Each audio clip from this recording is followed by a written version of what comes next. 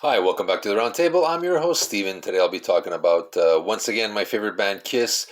A couple days from now, there's going to be the 36th anniversary of one of their more polarizing albums of their career, Crazy Crazy Nights. It was released on September 21st, 1987, and it was produced by Ron Nevison. The reason why Ron Nevison was brought aboard, he had been giving a lot of success to Heart. They were probably the biggest hit he had in a long time with What About Love. There was Vital Signs from Survivor. Ozzy Osbourne had his biggest hit single with Shot in the Dark. Although a lot of fans didn't like that album either from Ron Nevison. They said it was very watered down. And this is the case with Crazy Nights. It's very synthesizer heavy. Not a rock album by any means. Very pop. They were trying to get the chart success of Bon Jovi at the time and some of the other, you know, hair metal bands as they were calling them at the time, or we used to call them now. I don't like that term, but that's what they were called. Um, like the album at the time, I really liked this album because I found after Lick It Up, Animalize, Asylum, the formula was running a little. They weren't as enthusiastic because I think they had platinum selling albums. They kind of said we can relax. We don't have to. They're not in that danger zone of losing their career again, right? They're now a viable commercial selling album.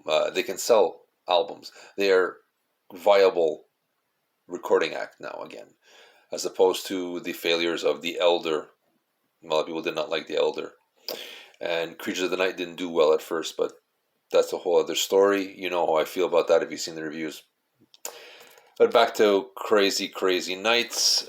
At the time, I thought it sounded fresh at the time. It was really good. Especially, Crazy Crazy Nights, the title track. I'll Fight Hell to Hold You, I think is a great song and great vocal performance by Paul Stanley. I think on this album, he really shines on this album. His vocal delivery on here. Bang Bang You, Kiss Sex Song.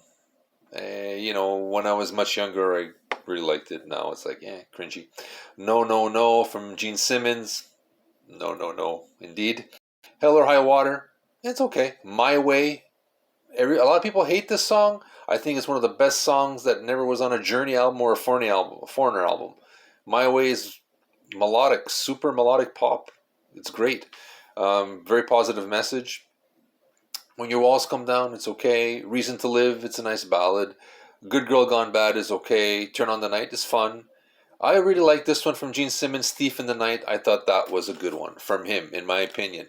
Overall, it's not the best Kiss album. If I'm going to have to choose of their non-makeup era, I have to go with Lick It Up and Revenge. But you know what? If you want to hear something different, like, Unmasked was a very different. But I love that album. I think it's a great pop album. This has some gems in it. I mean, like I said, Crazy Nights, I'll Fight Hell to Hold You, My Way, um, Reason to Live. They're good. They're catchy. And what do you want? It's catchy pop. It's not their 70s style, granted. But you know what? It was 1987 and they had to keep up with the times. And Gene Simmons and Paul Stanley, Eric Carr, and Bruce Kulick were a great team. And I thought, especially they brought Paul Stanley and Gene Simmons out of the 70s and into the new era.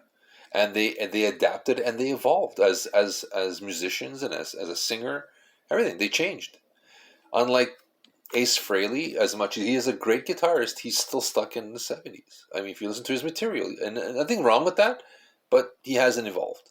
In my opinion, he has not evolved as the other two guys have. They continue to remain current, you know. But again, nothing. I'm not saying anything bad about Ace. I think he's a phenomenal guitarist, and I enjoy a lot of his songs, and I think he's great. But I mean, you can hear he's in that box. He's stuck there, and he's not going to get out anytime soon. And that's okay. That's okay. Some people love that, and I get in the moods for that, and I appreciate it. But Paul Stanley and Gene Simmons matured, and they went on, and they moved on. Ron Nevison, I think, hurt this album, watered it down too much. There's some great songs here. Like I still think "I'll Fight Hell to Hold You" should have been re-recorded with a harder rock version. I think it would have been great. I think they should like remix it. If there's ever anniversary edition, they should remix that song for sure and release it as a single. I think it'll do well. That's me. Wishing crazy, crazy nights. A happy 36th anniversary. September 21st, 1987 was the day I went to the record store and picked it up that day. You know, that's what you did back in the day. You went to a record store, you didn't download it, you had no choice. Other than that, it's a fun record. You should listen to it once. There are some cheesy moments, but that's Kiss. They're cheese, right? Every album has some sort of cheese on it, and that's okay. That's what makes them fun. So this is Steven, wishing you the very best. We'd love to hear from you. Subscribe, hit the like button. Let us know, what are your favorite tracks off this album. Did you like this album? Did you hate this album? I'd love to hear from you. Let me know. Don't be shy. Tell me it sucks if you think it sucks. I'd love to hear from you. Everybody has different tastes. That's the best part of music. Nobody's wrong. So this is Steven again. Thank you for tuning in. Looking at this ugly mug. Signing off. Take care, friends.